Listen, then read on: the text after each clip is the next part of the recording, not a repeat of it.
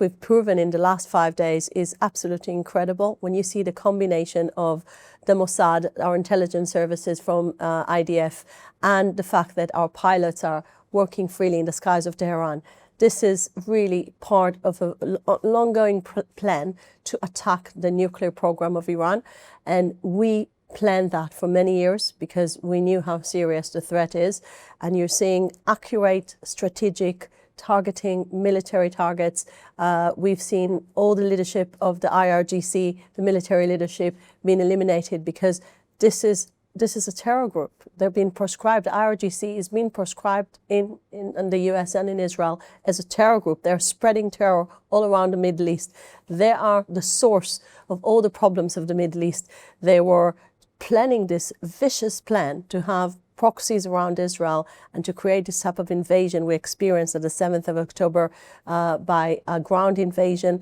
All those sophisticated way of thinking of the Iranian regime was to destroy Israel from 3 layers of threats. And would Israel still have launched these strikes if it was Kamala Harris in the White House rather than Trump? Well, what's nice about history that those are hypothetical questions. We have President Donald Trump in the White House, and we work with our American partners, and I don't think that it's relevant now. And are there any fears in Israel that this could spiral into an all-out conflict in the Middle East? I love to say what our ambassador in Washington said just this week, and he keeps on repeating it. This is a war to end wars, not to begin wars. So once we know that the Iranian regime is no more capable to destroy Israel and to have ballistic missiles can get all the way to Paris, Berlin, and not too far also to London, we are in a point where we are going to do it, and we are proud that this will end wars, not begin a war. And do you think there's a risk that Iran could deploy a dirty bomb or a hastily constructed nuclear weapon? Well, they don't have nuclear capabilities. They have different types of weapons. And obviously, they are, as I said, a very dangerous regime. So we are under a threat as we go on with this war. But as I said before, we take a lot of inspiration from the British people. When you were making a very bold decision made by Churchill, and this is our Churchill moment, to go and fight by yourself after all other countries basically surrendered to the Nazi regime, you were very brave to do that. It was way before the Americans joined you, as you know, and the British people were standing in their strong spirit and making sure that the leadership will have the backup of the people. So I believe that the Israeli people are strong. The Israeli people have proven incredible resilience since the 7th of October when we were attacked brutally by a terror organization, and then we went and fight to make sure Gaza won't be a threat to Israel. And now we're probably doing the most important thing in this war, which is to make sure that the sponsor and the patron of all those terror groups no longer will have the capabilities. And does Israel want total regime change in Iran, even if it gives up its nuclear ambitions? Well, it's not one of the aims, the official aims of this war. And our Prime Minister said a few times he doesn't have a war with the Iranian people. This is just this radical regime that since 1979 is spreading hate and terrorism all around the world, hurting American embassies, targeting our embassy here in London, doing all those horrible things to their own people, persecuting women. The Mahsa Amini heroic story that she was trying to show her independence as a woman, but at the same time, this very, very radical regime was persecuting women just for not covering their hair. All those things that the West is very much aware of. This is why this regime is so dangerous. We are not fighting at the moment to eliminate the regime. We are fighting the IRGC. We are fighting the nuclear capabilities and the ballistic missile capabilities. But in the end of the day, it's for the Iranian people to decide. And what sort of regime would Israel want to see in Iran in the future? Well, we all want to see all countries in the world to be democratic, flourishing countries, obviously. But again, we are not there to do the job to the Iranian people. We are there to make sure that this dangerous regime won't have the most dangerous weapon. And you mentioned earlier the support from the US, but how about Britain? Do you think that Britain should send military support to Israel? We didn't ask. We see it as an Israeli military operation to remove an existential threat to the Israeli people. And For many years, we had a strong and close partnership with the British authorities and with the British governments. Your Royal Air Force last April, maybe you remember, they were fighting with Israel in this coalition of defense that was including the Americans and yourself and some Arab countries. We were together on fighting this threat. At the moment, this military operation is defined by Israel as an Israeli operation, and we are determined to remove the threat. And how do you feel about Britain's response, Keir Starmer's response so far to Israeli strikes? I think the fact that Prime Minister Starmer was clear about Israel's right for self-defense was a very important statement, together with the fact he shared his concerns about the regime and their nuclear ambitions. I do think that when they're calling to de-escalation, you need to understand that the only way to de-escalate the situation is by removing the threat. As long as Iran will race faster to have its ballistic missile program that can destroy cities in Israel, if we will let them continue with that, cities in London won't be, like cities in the UK won't be safe, London won't be safe.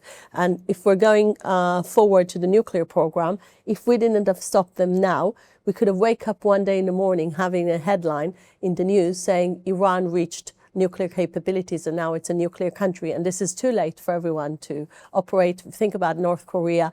The West was determined to say North Korea won't have nuclear weapons. In the end of the day, they reached nuclear weapons and nuclear capabilities. And this is on a much smaller scale than the abilities of the Iranian regime. We're talking about a huge country with very sophisticated plans, and the whole plans were quite clear to the destruction of the only Jewish state in the world and the other Western countries and around the world, like America. They were calling it the big Satan, where Israel is the small Satan. Mm-hmm. This is the type of radical, crazy regime we're dealing with. So it's very important that we'll see solidarity. We expect to all Western leaders to share solidarity with Israel at this moment, but we don't ask military help. And there's been a lot of pleas for this to be resolved through diplomacy. What's your response to that? There were 60 days President Trump gave to diplomacy during 2 months of very close negotiations. The Iranians have proven they have no interest in diplomacy. They were just using diplomacy to keep on running faster to their nuclear program. And President Trump kind of lost patience to this type of behavior. And he said it clearly. I don't want Iran to have nuclear weapons. I don't want Iran to have nuclear capabilities. I don't want Iran to enrich uranium. So altogether, I think President Trump was giving chance to diplomacy. We gave chance to diplomacy. We backed up the American diplomatic plan. 60 days expired. They didn't come to the table. As my Prime Minister said, they want to blow up the table, not to sit next to it. And this is where we ended. And at the moment, Israel and Iran, they're continuing to trade blows. We've got possible US involvement coming. What do you think Israel's next move will be in the coming weeks? Well, we have a very clear plan here. There were basically the layers of the plan are the nuclear sites, second is the ballistic missiles, and third is to make sure that Iran stop exporting all its terror capabilities to the region, to its other proxies. As you know, we've been fighting Hezbollah, we've been fighting the Houthis, enemies that are also enemies of the UK, and we are now certain that once this military operation will be over, the world, the Middle East, Israel, Europe, everyone will have a safer world. And there's been a lot of questions asked in the last few days about why now? Why did Israel choose last week to launch these strikes, especially as there was going to be renewed talks between the US and Iran on Sunday, which have since been cancelled? Well, because of our intelligence. Our intelligence was showing acceleration in the Iranians' plans, especially moving on from enriching uranium. First of all, 60% enriching uranium, it's a military level. The civil level is 3.6. This is what you need in order to have all the capabilities you need in a normal country. You don't need more than that. When you're enriching for 60%, and most of the people are listening to us, they're not experts about nuclear power, but 60%, everyone knows this is for military needs and not for any civil needs. And this is why we knew for sure that they were enriching in the levels that will bring them closer to a nuclear bomb. And then they started a weaponization program, which is the ability to turn all this enriched uranium into a true bomb that can, get and destroy our cities and our country. And we didn't want to let it happen.